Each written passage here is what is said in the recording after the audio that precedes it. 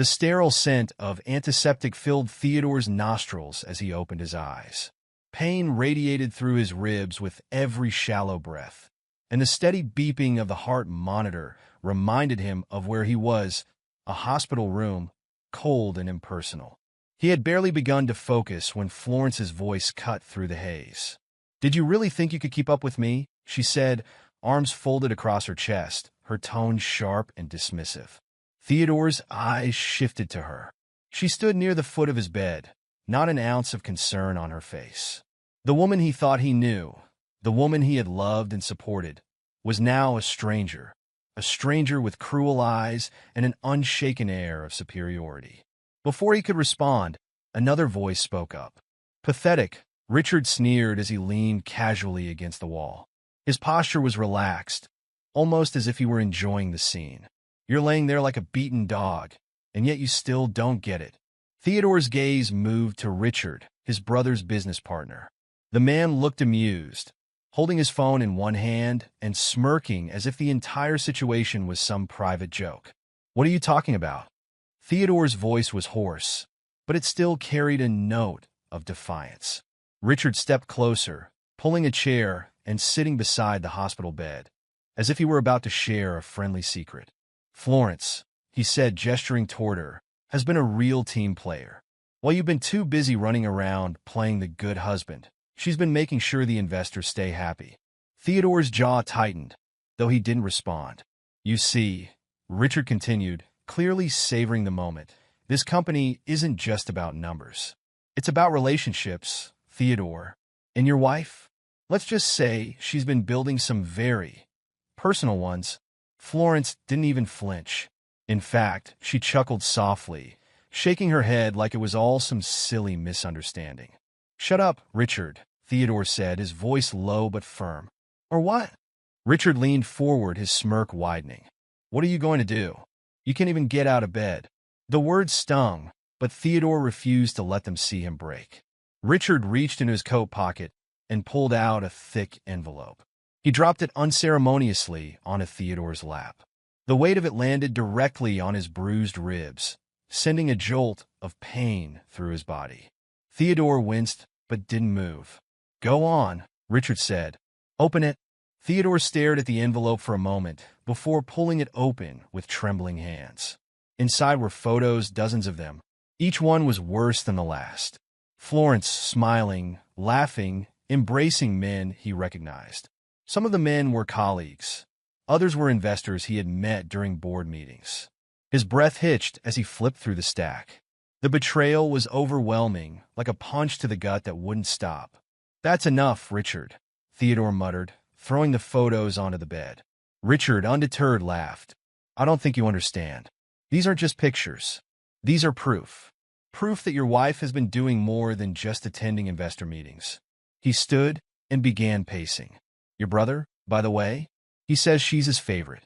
Can't stop talking about her. Isn't that sweet?" Theodore clenched his fists, the thin hospital blanket barely hiding the tension in his body. "You think you've won," Theodore said quietly. Richard paused, turning back to him with a raised brow. "Oh, I know we've won. You're nothing now. You're out of the company, out of the picture. Hell, if I wanted, I could have you out of the hospital too. One call, Theodore. One call. And you're done." Florence finally spoke again, her voice dripping with disdain. "Honestly, Theodore, you should have seen this coming. Look at you." She gestured toward him, lying helpless in the hospital bed. "You're weak. Pathetic. Did you really think someone like me would be satisfied with this?" Theodore's eyes met hers, and for a brief moment, he saw a flicker of something. Regret? Doubt? It vanished almost instantly, replaced by her cold indifference. "I married you because I thought you had potential," she continued. "But somewhere along the way, you lost it. You became boring." "I became boring?" Theodore said, his voice finally rising. "I built a life for us, Florence. I worked day and night to give you everything. And this is how you repay me?" Florence rolled her eyes. "You gave me a life I didn't ask for. I don't need some small-time husband trying to play in the big leagues. I deserve more. I've always deserved more." "You'll regret this," Theodore said, his voice steady despite the storm raging inside him. Richard laughed, breaking the tension. Regret? Theodore, you don't even know what you're talking about. Stay down, man. Seriously. Next time, you won't leave the ICU. With that, Richard leaned down and patted Theodore's shoulder, a condescending gesture that made Theodore's skin crawl. Take care, buddy, Richard said with a wink before walking toward the door. Florence hesitated for a moment, as if she wanted to say something more. But whatever it was, she swallowed it, turned on her heel, and followed Richard out. The sound of their footsteps echoed down the hallway, growing fainter until silence returned. Theodore lay motionless, staring at the ceiling.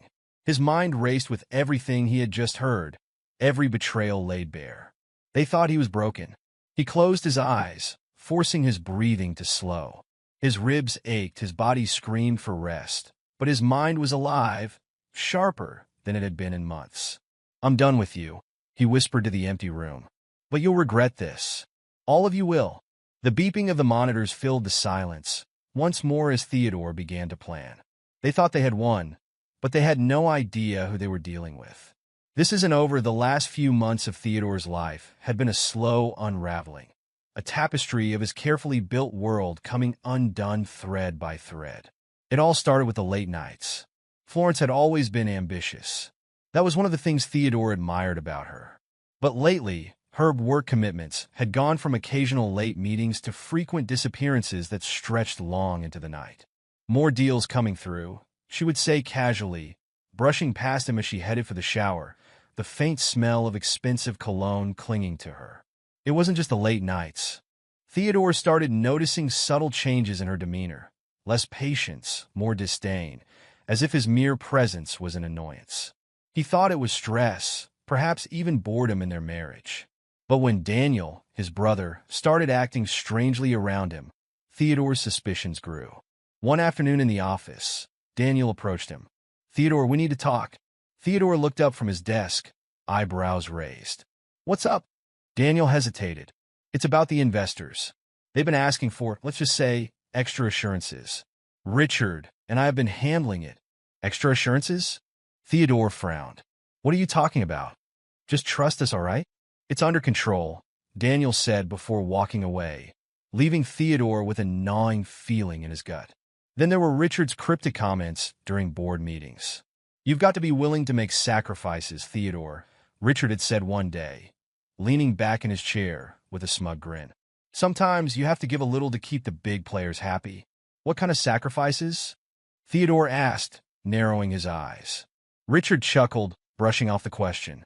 You'll see when you're ready. The vagueness irritated Theodore, but he had no concrete reason to press further until that night. It was past midnight when Florence finally came home. Theodore sat on the couch, a glass of scotch in his hand, staring at the clock on the wall. The door clicked open, and Florence walked in, her heels echoing on the hardwood floor. You're up late, she said, setting her purse on the counter. So are you, Theodore replied, his tone sharper than he intended. Florence froze for a moment before turning to face him. Is this going to be a thing now? You waiting up for me like I'm a teenager with a curfew? Where were you tonight? He asked, ignoring her jab. Work, she said with a sigh, kicking off her shoes. Meetings don't schedule themselves, Theodore. At midnight. He stood, placing the glass on the table. Who has meetings at midnight, Florence? Her eyes narrowed. Are you seriously questioning me right now? After everything I do for us? Us? Theodore's voice rose. You've been distant for months. You barely look at me, let alone talk to me. And now you're coming home in the middle of the night, smelling like someone else's cologne. Florence rolled her eyes, pouring herself a glass of wine. You're imagining things. No, I'm not, Theodore said, stepping closer. Something doesn't add up, Jess. I know you're hiding something. Her expression hardened, her voice cold. Maybe you should focus on fixing your own problems instead of creating new ones. Isn't the company struggling enough without you obsessing over me?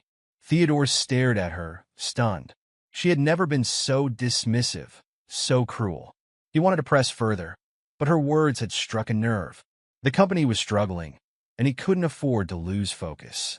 Good night, Theodore, she said, brushing past him and heading upstairs. Theodore sat back down, the weight of doubt pressing heavily on his chest. The turning point came a week later, when Florence left her laptop open on the kitchen counter. Theodore wasn't the type to invade her privacy, but the screen lit up with a notification as he walked by, a message from Richard. "Great job last night. Investors are thrilled. Let's plan something special for next week." Theodore froze. The words seemed innocent enough, but there was something off about them. He scrolled up through the chat history, his heart pounding. The messages grew increasingly suggestive. "Florence, you really went above and beyond. The investors couldn't stop talking about you. Richard, this is getting risky. Theodore's not stupid. Relax. He's too busy trying to save the company. Just keep doing what you're doing." Theodore's hands shook as he closed the laptop. His chest felt tight, his mind racing with questions.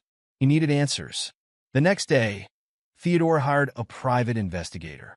It felt like a betrayal, invading Florence's privacy like this. But he couldn't shake the feeling that something was terribly wrong. The investigator, a no-nonsense woman named Claire, met with him at a small cafe. "What exactly are you looking for?" she asked, flipping open her notebook.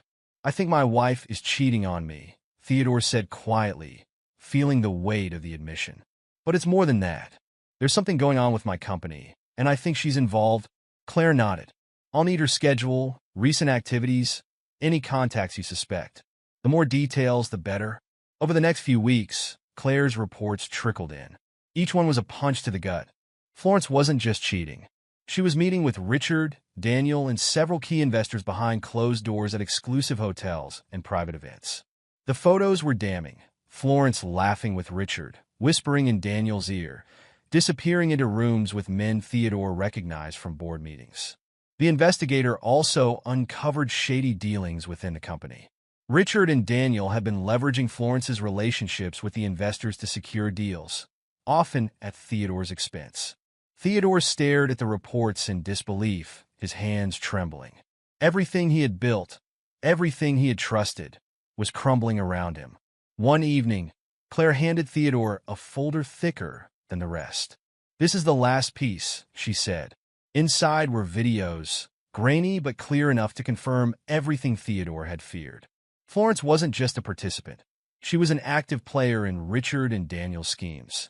She smiled, flirted, and made promises Theodore didn't want to hear. His heart sank as he watched. The woman he loved was gone, replaced by someone he barely recognized. When the final video ended, Claire spoke. "What do you want to do with this?" Theodore took a deep breath, his jaw tightening. "They think I'm weak. They think I'll stay down. But they're wrong." For the first time in weeks, a sense of clarity washed over him. He wasn't just going to confront them. He was going to destroy them. Theodore paced in his study, the damning evidence spread out on the desk in front of him. The photos, the videos, and the investigators' reports painted a picture too grotesque to ignore. His wife, his brother, and Richard had turned his life into a twisted joke.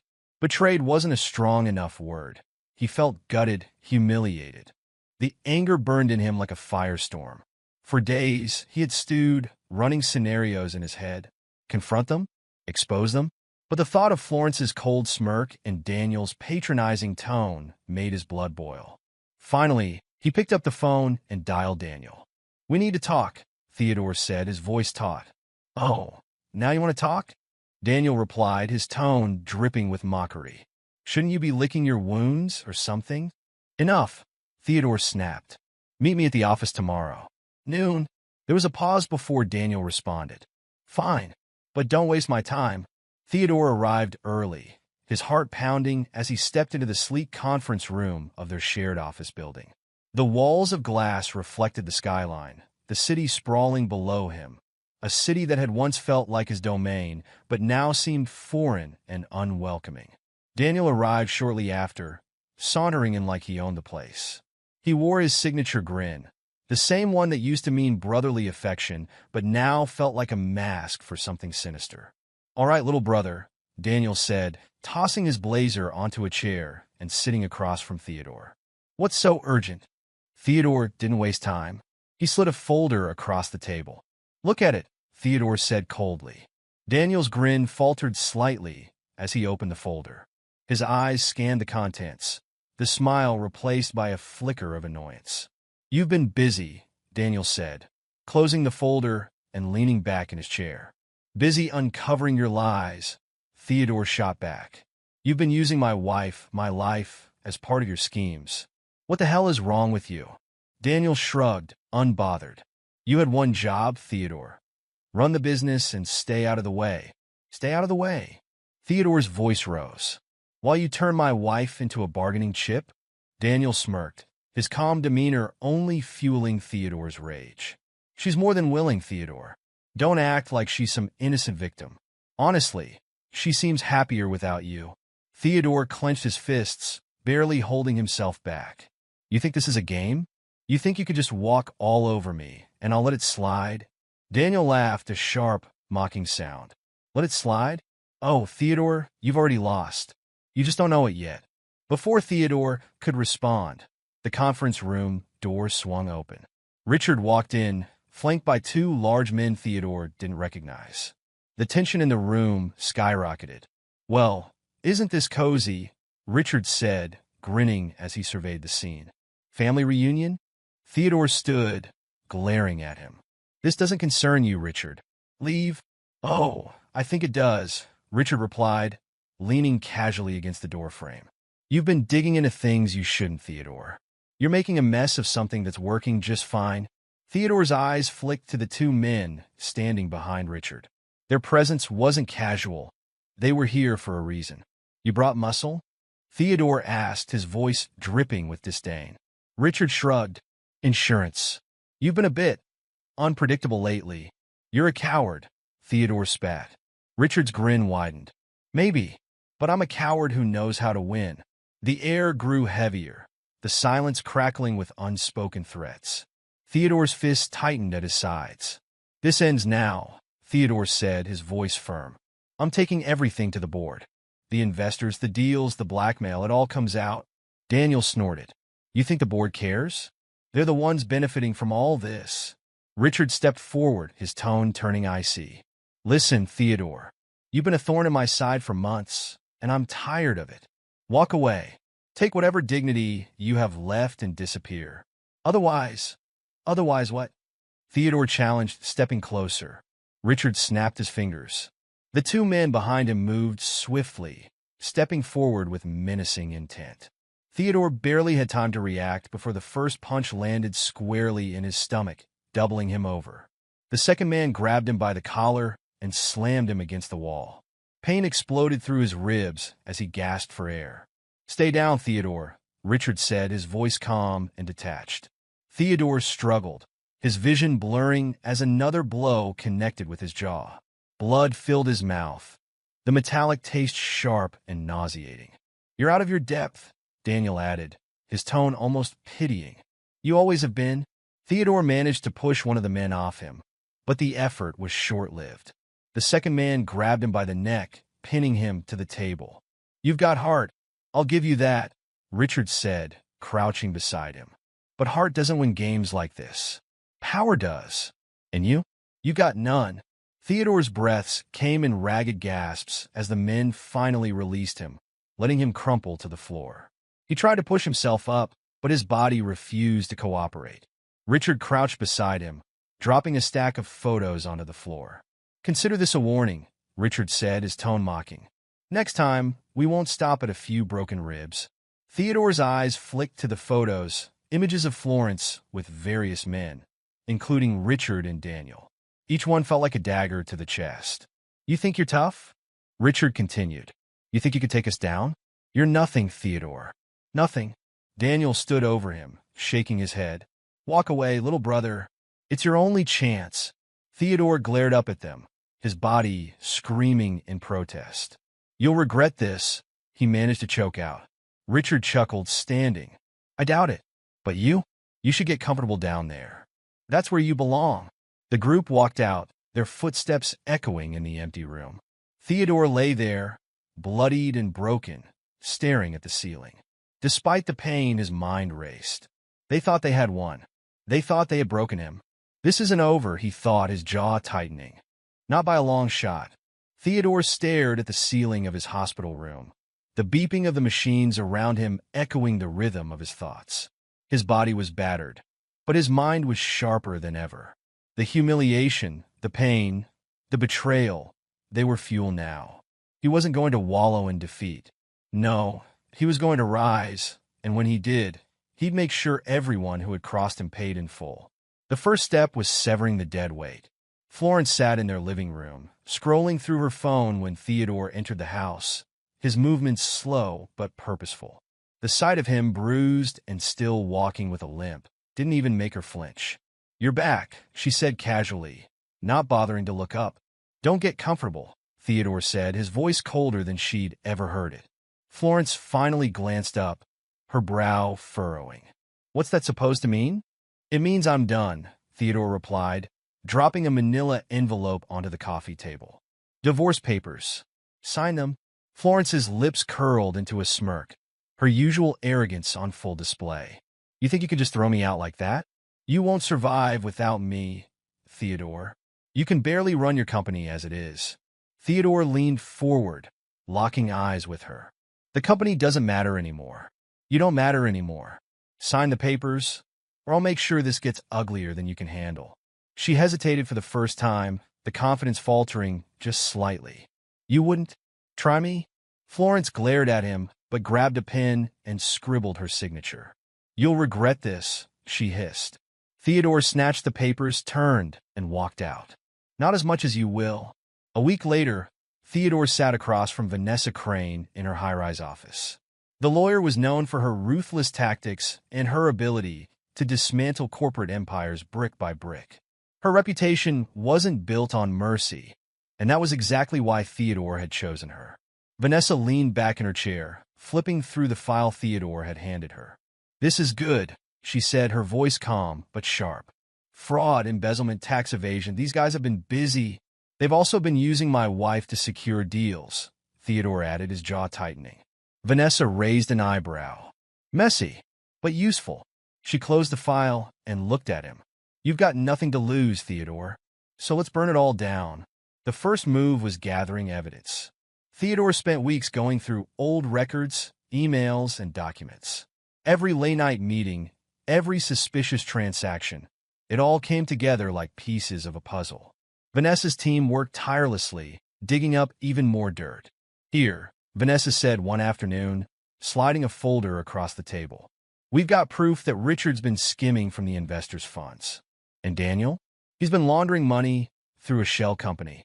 Theodore flipped through the documents, each revelation solidifying his resolve. "And the investors? Most of them don't know what's going on," Vanessa replied. "But once we leak this, they'll scatter like rats." Theodore nodded. "Good. Let's hit them where it hurts." The first blow came in the form of a leak to the media. Theodore made sure the information was damning but anonymous. Headlines splashed across business news sites. "Major investment firm under investigation for fraud." Richard and Daniel's faces were plastered on every screen. Reporters hounded them for comments, but the damage was already done. Theodore stood outside the courthouse on the day of the first hearing, watching as Daniel and Richard arrived, flanked by their legal teams. The two men looked rattled, their usual confidence replaced by thinly veiled panic. "Enjoying the show?" a voice said behind him. Theodore turned to see Vanessa, a sly smile on her face. "They look like they've seen ghosts," Theodore replied. "They should be more worried about the living," Vanessa quipped. The next few months were chaos for Daniel, Richard, and Florence. Theodore, with Vanessa's help, systematically dismantled their empire. Bank accounts were frozen. Investors pulled out. Clients sued for breach of contract. Theodore even uncovered evidence of illegal kickbacks, which led to federal investigations. At one point, Florence tried to reach out. "Theodore," she said when he answered the phone. Her voice was shaky, a stark contrast to her usual confidence. "We need to talk." "We have nothing to talk about," Theodore replied, his tone as cold as steel. "Please," she begged. "I made mistakes, but we can fix this." "Fix this?" Theodore laughed bitterly. "You helped destroy everything I built. You betrayed me in every way possible. There's no fixing this, Florence." "I was manipulated," she argued. "Richard and Daniel, you knew exactly what you were doing," Theodore interrupted. "And now you're paying the price.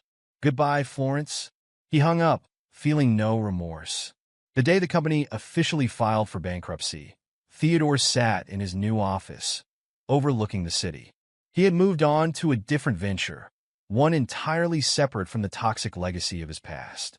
Vanessa walked in, a bottle of champagne in her hand. "Thought we should celebrate." Theodore smiled, taking the glass she poured. "To new beginnings. To revenge done right," she replied, clinking her glass against his. For Daniel, Richard, and Florence, life was a downward spiral. Daniel lost everything. His assets were seized, his reputation destroyed. Former allies turned their backs on him, and he faced criminal charges for his involvement in the financial schemes. Richard fared no better. He fled the country to avoid prosecution, but was eventually extradited. The once powerful businessman now faced years in prison. Florence, left with nothing and abandoned by the men she had aligned herself with, tried to rebuild her life, but found doors slammed in her face wherever she turned. Theodore, however, thrived. He had rebuilt himself from the ground up, smarter and stronger than before. As he sat in his new office one evening, he received an email, a job inquiry from a familiar name. Florence. He stared at the screen for a moment before deleting the email. Some wounds didn't need reopening. And for the first time in months, Theodore smiled, not out of revenge, but out of peace. He had risen, and nothing could pull him down again. It was a cold evening when the knock came at Theodore's door. He had just returned from a late-night meeting, settling into the quiet of his penthouse with a glass of whiskey. The city lights sparkled below him, a stark contrast to the darkness that had consumed his life months ago.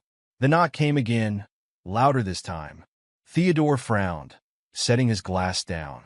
He rarely had unannounced visitors. He approached the door, peering through the peephole. His expression hardened when he saw her, Florence, standing there with streaked mascara and trembling shoulders. With a resigned sigh, Theodore unlocked the door and opened it. "What do you want, Florence?" His tone was flat, devoid of emotion. Florence looked up at him, her eyes red and swollen. "Theodore, please. I need to talk to you." Theodore leaned against the doorframe, his arms crossed. "Talk? After everything you've done, you think we have anything to say to each other?" Tears streamed down her face as she clasped her hands together. "I was wrong, Theodore. I don't know what I was thinking. Please, I need you." Theodore's laugh was cold, almost amused. "You need me? Or you need money?" Florence flinched, her lower lip trembling. "I made a mistake, Theodore. I didn't know how much I'd lose." "No, Florence," Theodore said, his voice sharp. "You didn't lose me. You threw me away. You made your choices. And now you're here because you can't handle the consequences." Florence reached out, grabbing his arm. "I'll do anything, Theodore. Please, give me another chance. I was stupid, blinded by everything. I didn't realize what I had until it was gone." Theodore shook her off, stepping back inside. "You didn't realize, Florence. You just ran out of options." Florence followed him into the penthouse, her heels clicking on the marble floor. She looked around, her eyes lingering on the signs of Theodore's success, the sleek furniture, the grand view, the air of untouchable power he now exuded. "This place, it's beautiful," she said softly, almost to herself. Theodore scoffed. "Admiring the decor won't change anything." He gestured toward the couch. "Say what you came to say, and then leave." Florence hesitated before sitting down, her hands twisting in her lap. "I've lost everything, Theodore. Richard, Daniel, they're gone. They used me, just like I used you. And now I have nothing." Theodore sat across from her, his gaze unwavering. "Do you expect me to feel sorry for you?" "No," she whispered, her voice breaking. "I expect you to understand. To forgive me." "Forgive you?" Theodore repeated, leaning forward. "You lied to me. You betrayed me. You let them use you to destroy everything I worked for. And now you want forgiveness?" "I was stupid," Florence said, her voice rising in desperation. "I got caught up in the lifestyle, in the promises they made. I didn't think about what I was losing. But I see it now, Theodore. I see it every day." Theodore's eyes narrowed. "Did you beg like this for Richard? Or Daniel? How about the investors?" Florence winced, shaking her head. "It wasn't like that, wasn't it? Theodore interrupted, his tone icy. You looked me in the eye and told me I wasn't good enough for you. That I was boring, pathetic. Remember that? Florence covered her face with her hands, her shoulders shaking as sobs racked her body. I didn't mean it, she choked out. Of course you did, Theodore said calmly. And you know what? You were right. I was pathetic. Pathetic for loving someone like you. Florence collapsed onto the floor, her tears staining the polished surface. I'm begging you, Theodore. I'll do anything. Just please don't leave me like this. Theodore stared at her for a long moment, his face unreadable. Then he stood, walking to the window. You know what I realized, Florence? He said, his voice quiet but firm. I spent so much time trying to make you happy, trying to be the man you wanted me to be. And none of it mattered because you never valued me. You only valued what I could give you. Florence crawled toward him, clutching the hem of his pants. That's not true. I see you now, Theodore. I see the man you've become. And I love you. Theodore laughed bitterly, pulling away from her grip. Love? Don't insult me. He turned to face her, his eyes blazing. You don't love me, Florence. You're just afraid of being alone, of being nothing. Florence shook her head vehemently. No, I can change, Theodore. I'll prove it to you. Theodore's gaze softened for a brief moment, but then he shook his head. You've already proven enough. And I'm done. He walked to the door and opened it. Get out. Florence looked up at him, her face crumpling with despair. Theodore, please. Out, he repeated, his voice firm. Florence stood slowly, her legs shaky. She paused in the doorway, turning to look at him one last time. You'll regret this, she whispered. Theodore's expression didn't waver. The only thing I regret is wasting so much of my life on you. With that, he shut the door, the finality of the gesture echoing through the room. Theodore stood there for a moment, letting the silence wash over him. The weight of the confrontation lingered, but it was accompanied by a sense of liberation. Florence's pleading, her tears, they had no power over him anymore. He returned to the window, picking up his glass of whiskey. The city stretched out before him, alive with possibilities. He didn't need Florence. He didn't need anyone who didn't see his worth. As he sipped his drink, a small smile tugged at the corner of his lips. For the first time in a long time, Theodore Stone felt free. Theodore sat on his balcony, the crisp evening breeze brushing against his face as he sipped his coffee. The city below, once a battleground of betrayal and destruction, now felt calm, almost peaceful. It had been months since the storm had passed, but the aftermath was still unfolding, especially for Florence and her partners in crime. The news had been brutal to Daniel and Richard. Both were under criminal investigation, with their assets frozen and a mountain of evidence compiled against them by Theodore and Vanessa. The authorities had raided their offices, seizing incriminating documents, hard drives, and offshore account records. Theodore had watched the live coverage with a sense of closure as Daniel and Richard were led away in handcuffs, their smug arrogance replaced with cold, fearful stares. Florence, however, was a different story. She had been left out of the legal proceedings, but not out of punishment. Her involvement in the scandal had been made public, her reputation shredded. Once the glamorous socialite, she was now a pariah. The friends she once flaunted had distanced themselves, the invitations to parties and high-profile events had ceased, and she was evicted from the luxury condo Daniel had been financing. Theodore had seen her a few days ago, by accident, while walking through the park with Vanessa. Florence sat alone on a bench, her once polished appearance replaced by disheveled hair and tired eyes. She was clutching a takeaway coffee cup, staring at the ground. She didn't notice him, and Theodore didn't stop. You okay? Vanessa had asked, sensing his hesitation. Theodore nodded. I'm fine. Just surprised to see her like that. Vanessa had looped her arm through his. She made her choices, Theodore. Now, she has to live with them. And Vanessa was right. Florence's downfall was inevitable, and Theodore had no desire to intervene. As Theodore reflected on the chaos that had once consumed his life, Vanessa walked onto the balcony, holding 2 glasses of wine. She handed one to him and sat beside him, her presence grounding him in a way he hadn't thought possible before. You've been quiet, she said, giving him a curious look. Theodore smiled softly. Just thinking about how far things have come. Vanessa raised an eyebrow. Good things, I hope? He chuckled, taking a sip of his wine. Mostly good. It's strange, though. There was a time when I thought I'd never recover from what happened. Vanessa leaned back, looking at him thoughtfully. You know, you could have let it destroy you. Most people would have. But you didn't. You turned it into something stronger. Theodore swirled the wine in his glass. I had help. You've been more than just a lawyer, Vanessa. You've been my rock through all of this. Vanessa laughed lightly. Don't get too sentimental on me, Stone. You were paying me, remember? He smirked, shaking his head. I think it went beyond that, don't you?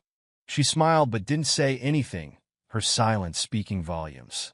Later that evening, as the sun dipped below the horizon, Theodore and Vanessa sat side by side, the orange and purple hues of the sky painting a breathtaking backdrop. You know, Vanessa said, breaking the comfortable silence, I don't think I've ever asked you what you want now. Now that the dust has settled, now that they're gone, what's next for Theodore Stone? Theodore thought for a moment, the question hanging in the air. For a long time, I thought revenge was the end game, he admitted. But now, I want peace. I want a life where I don't have to look over my shoulder, where I can just live. I guess I want something simple, something real. Vanessa nodded. That sounds nice. And do you think you've found it? Theodore turned to look at her, a rare softness in his expression. I think I'm starting to. Vanessa held his gaze for a moment before looking away, her cheeks faintly flushed. You've come a long way, Theodore. From the man I first met in that hospital room to the man sitting here now. It's night and day. And what about you? Theodore asked. You've been with me every step of the way. What do you want? Vanessa smiled slyly. Right now, I want another glass of wine. Theodore laughed, shaking his head. Fair enough. The next morning, Theodore sat at his desk, looking over the plans for a new business venture. It was a far cry from the corporate empire he had once built with Daniel, but it was his untarnished and honest. He had learned a lot about trust and partnerships in the past year, and he wasn't going to make the same mistakes again. Vanessa walked in, a cup of coffee in her hand. Hard at work already? Always, Theodore replied, setting the papers down. She leaned against the desk, sipping her coffee. You know, you don't have to do everything alone. You've got people who care about you now. Theodore nodded. I know, and I'm grateful for that. Vanessa smiled, placing a hand on his shoulder. Good. Because you deserve it, Theodore. You've earned it. That evening, Theodore and Vanessa attended a charity gala together. It was one of the first public appearances Theodore had made since the fallout, and the atmosphere buzzed with curiosity and whispers. That's Theodore Stone, someone murmured as they walked past. Did you hear about what he did to his brother and that company? Vanessa squeezed his arm lightly. Ignore them. They're just curious. I know, Theodore said, his expression calm. As the night went on, Theodore found himself relaxing, enjoying the event in a way he hadn't thought possible. He and Vanessa danced, talked, and laughed, the weight of the past slowly lifting from his shoulders. At one point, Vanessa leaned in and whispered, You look happy. Theodore smiled, pulling her closer. I think I finally am. As they returned to his penthouse that night, Vanessa paused at the door. Thank you for tonight, she said softly. For what? Theodore asked, confused. For letting yourself enjoy it. For showing me that you're not just surviving, you're living again. Theodore nodded, a warmth spreading through him. I guess I have you to thank for that. Vanessa shook her head. You did it yourself, Theodore. I just gave you the tools. As she turned to leave, Theodore grabbed her hand gently. Vanessa, he said, his voice steady. She looked at him, waiting. Stay, he said simply. Vanessa's lips curved into a small smile as she stepped back inside, closing the door behind her. The next morning, as sunlight streamed through the windows, Theodore stood by the window with his coffee, watching the city wake up. For the first time in years, he felt at peace. The betrayal, the pain, the anger, they were still part of him, but they no longer defined him. He was Theodore Stone, a man reborn, ready to face whatever came next with the woman who had stood by his side through it all. And as he looked out at the horizon, he knew one thing for certain. This was only the beginning.